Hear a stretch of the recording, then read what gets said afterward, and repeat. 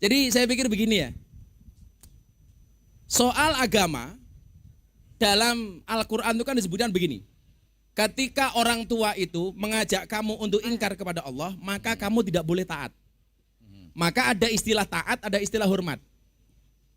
Dalam kapasitas sebagai seorang anak, apapun agama orang tuamu harus kamu hormati.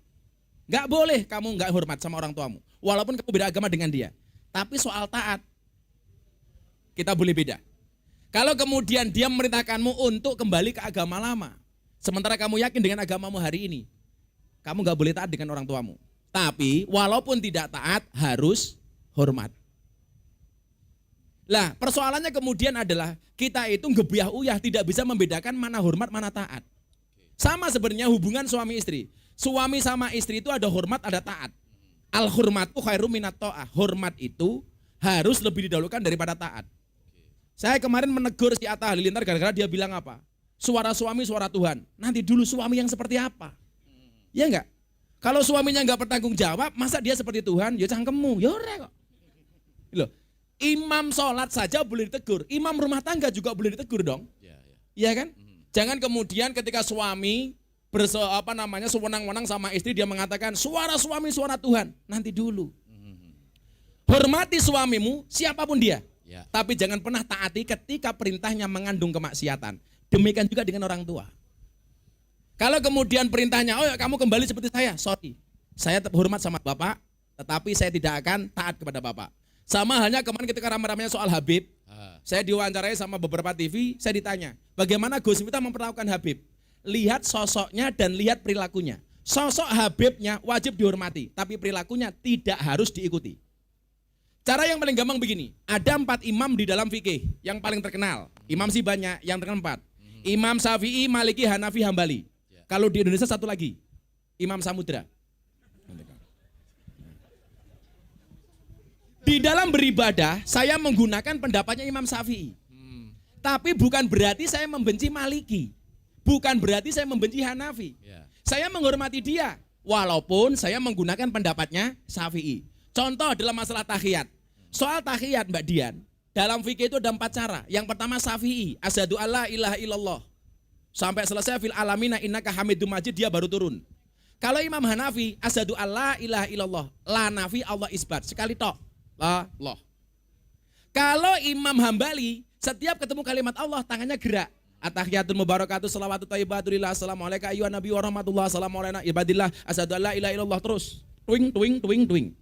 Kalau Imam Hambali, dari awal sampai akhir dia goyang nggak berhenti. At-tahiyatul mubarakatuh, salawatu thayyibatulillah. Saya pakai mana? Saya pakai Syafi'i. Tapi bukan berarti saya membenci Maliki. Anda mau pakai Syafi'i boleh, Hanafi boleh, Maliki boleh, Hambali boleh. Mau begini boleh, begini boleh, begini boleh, begini boleh. Yang nggak boleh begini. Kamu kenapa? Kita udah serius dari sini. Begini gitu. Gus. Iya kan? Lo kan ini ilmiah. Iya, masa Gus, tangan ya. begini? Iya. Lah artinya apa? Anda wajib hormat dengan bapak ibumu, tapi nggak harus taat. Soal agama. Bagaimana saya meyakinkan? Ya cuma bisa berdoa. Karena Al-Quran mengatakan famang sa'afal yu'min, famang sa'afal yakfir. Yang mau beriman sok atuh enggak ya silahkan. Kamu nyembah Allah, Allah enggak menambah kemuliaannya. Kamu enggak nyembah Allah, Allah juga tidak kurang kemuliaannya. Makanya yang mau beriman silahkan. Tapi saya punya satu hal.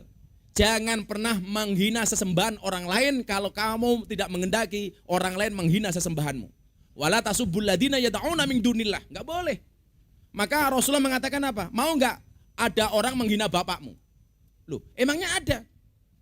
Anak menghina bapaknya? Ada. Siapa? Ketika seorang anak menghina bapak orang lain, maka orang lain berpotensi menghina bapaknya. Sama. Agama itu jangan pernah kamu hinakan agama orang lain kalau orang lain tidak mau menghinakan agamamu. Saya sekian ratus orang yang syahadat melalui saya, nggak ada satupun yang saya kenal dengan baik yang kemudian saya ajak. Karena saya meyakini la ikraha fiddin, tidak ada paksaan dalam beragama. Nggak boleh. Saya kemarin di apartemen ada orang datang, pengurus sebuah tempat peribadatan non-Islam. Saya nggak tahu kalau dia orang non-Islam. Ketika saya ditanya soal Islam, saya jawab. Kemudian dia datang kepada saya 30 menit kemudian. Gus, boleh nggak saya dituntun syahadat? Kalau Anda cek Instagram saya, ada seorang wanita ateis dari Islandia. Ketemu saya di MNC Group, saya mau syuting. Dia datang. Saya pakai belangkon, saya pakai baju muslim, dia tanya, who are you? Saya bilang, Ustadz dia nggak paham. Akhirnya saya bilang Muslim teachers, baru dia paham. Kemudian saya tanya, kamu siapa? Audur Linda. Dari mana? From Island. Agamamu apa? Before I am Catholic and now atheist. Saya kaget. Kenapa kamu jadi ateis? Because God is nothing. Religion is fiction. We are believe in science, not in God. Gila nggak? Cewek umur 20 tahun. Akhirnya sebelum saya syuting dia tanya sama saya, bro, boleh nggak saya tanya sama lu? Apa? Kenapa Islam memperlakukan perempuan sedemikian rupa? Nggak boleh disentuh kalau bukan muhrimnya, ditutup dengan hijab dan jilbab. Apa alasannya? Jawaban saya sederhana. Kamu dari mana? Islandia. Tahu nggak kamu Inggris? Iya. Di Inggris ada ratu namanya siapa? Elizabeth. Ya. Boleh nggak rakyat biasa menyentuh ratu Elizabeth? Nggak boleh. Kenapa? Karena dianggap mulia. Jawaban saya apa? Dan di mata Islam, cewek derajatnya lebih mulia daripada ratu Elizabeth. Maka saya bilang, cewek itu suci seperti sajadah. Kenapa? Karena di atasnya lah laki-laki bisa beribadah.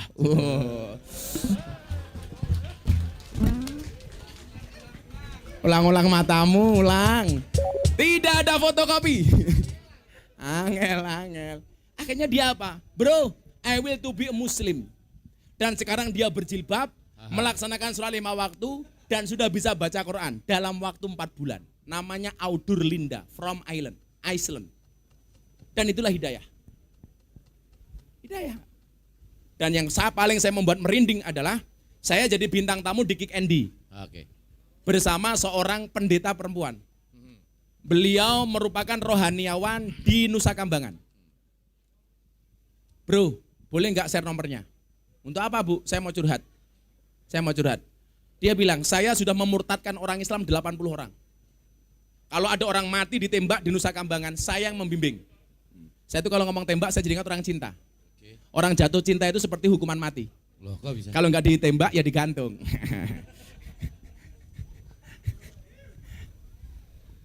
Sorry bro. Itulah alasan, tahu hari ini alasannya apa? Kenapa saya mahal kamu nggak jelas? Oh gitu. Dan ternyata dia bilang sama saya begini, Mbak.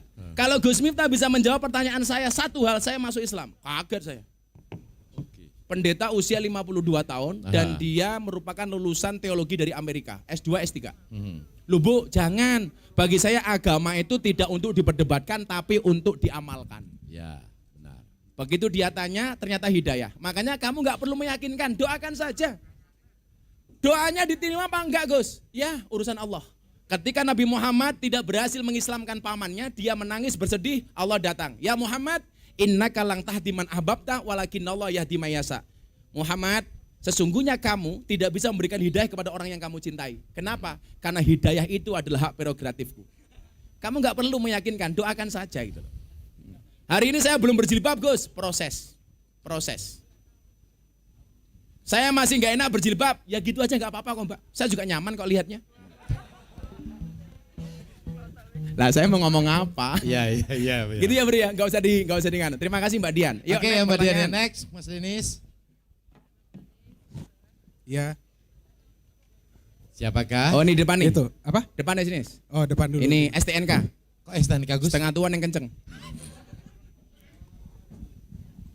Assalamualaikum Gus Miftah. Waalaikumsalam Bu. Mau tanya ini. Ya Ibu. Namanya kenapa- siapa? Namanya Lilis dari Badar Jaya. Siapa? Lilis. Oke. Mau nanya gini Gus, kenapa kalau laki-laki boleh poligami, Aha. kenapa perempuan nggak boleh poligami? Oh. Oke. Kiri, Mbak. Kenapa laki-laki boleh poligami? Kalau perempuan tidak boleh poliandri? Ibu mau? Enggak. Oh, nah Ibu nanya. Cuma nanya kenapa Oh, kalau enggak, laki-laki bertanya. boleh, kenapa perempuan nggak boleh? Oke. Oke. Makasih Gus. Thank Gus, you, ya. ini bicara poligami nih Gus. Ah. Kenapa laki-laki boleh poligami dan wanita tidak boleh poliandri? Oke. Oke. Iki nek kalau boleh bestseller pasti ini. Oh, bestseller gitu. Oke. Bu, kalau dia hanya singgah, kasih kopi jangan dikasih hati. Iya. Hei, dengerin kalian. Siap-siap nyanyi ya. Iki gemuyu ini buri. Udah. Kamu tahu kenapa mbaknya suaranya bagus? Kenapa? Gus? Itu yang pintar bapaknya. Kok bisa? Ketika ibunya mengandung, bapaknya rajin kirim mic gitu lah kira-kira.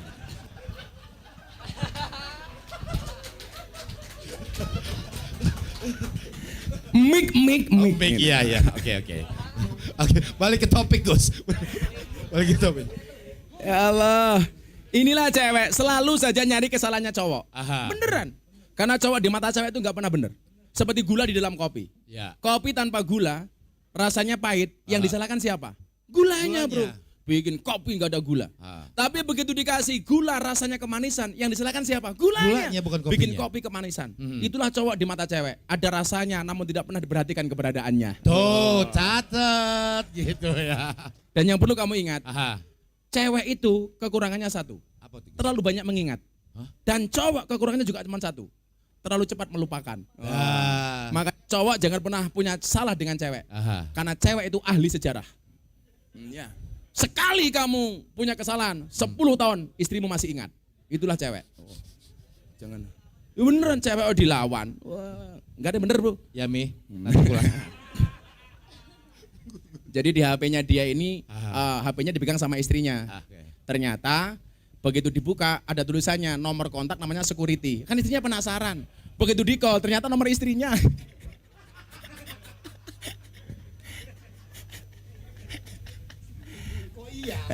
Kamu besok kalau nikah lagi toh, nikahlah sama orang Arab. Nikah sama orang Arab enak. Jadi kalau istrimu marah, serasa mendengarkan taratil Quran.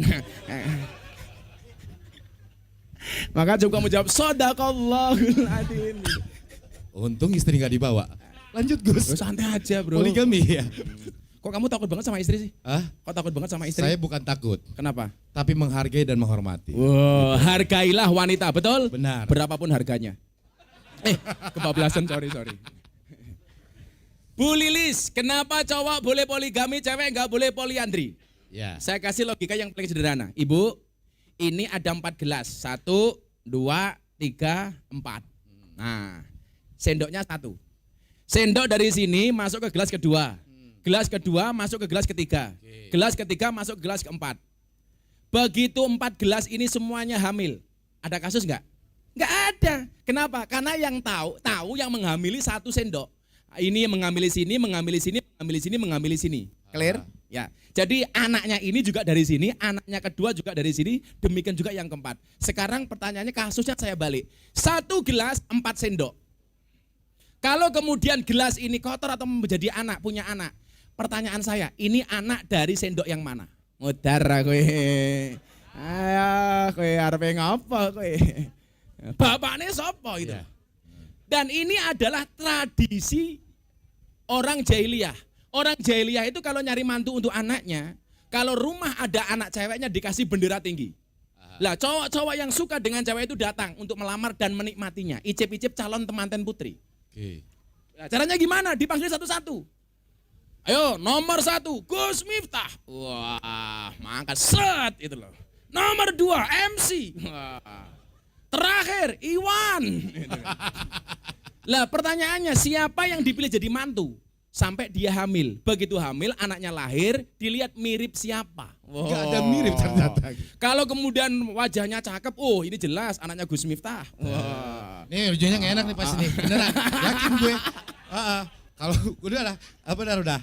Kalau jelek anaknya MC, pasti gitu. Enggak. Oh gitu ya. Kalau anaknya agak belok-belok, oh MC. Oh, Gitu. oke.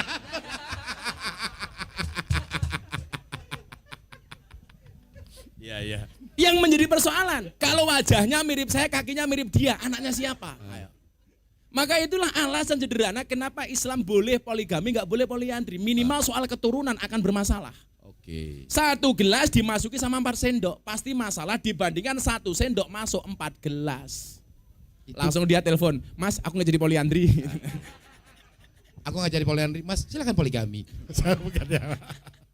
Tapi santai Bu, santai aja Bu. Jadi jawabannya itulah alasan sederhana boleh poligami, nggak boleh poliandri. Oke Bu ya, pertanyaan paling bagus ini, kandidat 500.000. Ya, oke. Insyaallah sawah kok weteng kabeh to Bu. Oke, next. Silakan. Ini nih, Nes. Ya. Nih, deket aja Oke. dulu nih. Ini. Nah. Ya, Macan. Ibu, silakan.